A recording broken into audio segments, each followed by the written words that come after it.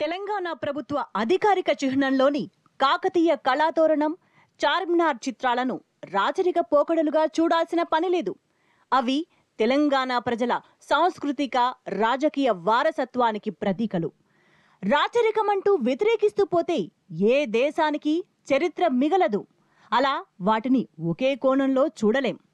సాహసం, సాహిత్యం, కళలు, ముఖ్యంగా అజరామరమైన శిల్పకళకు నీరాజనం పట్టిన కాకతీయుల పాలనను మనం ఉద్యమకాలంలో గౌరవించుకున్నాం. చార్మినార్ను సమైక్య ప్రతీకగా నిలబెట్టుకున్నాం. వాటిని వదులుకోవడం అంటే మన సంస్కృతిని కొంత వదులుకోవడమే. తెలంగాణ అధికార ముద్ర నుంచి వాటిని తొలగించాల్సిన పనిలేదు.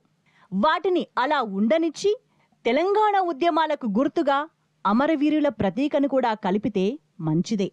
ఇప్పుడున్న రాజముద్రను డిజైన్ చేసిన వ్యక్తిగా నాకు ఆ చిహ్నంతో భావోద్వేగమైన బంధం ఉంది. కానీ నేను ఈ మాటలు వ్యక్తిగత భావోద్వేగంతో చెప్పడం లేదు. తెలంగాణ ప్రతీకలుగా వాటిని సకల జనామోదంగా తీసుకొని తీర్చిదిద్దాం.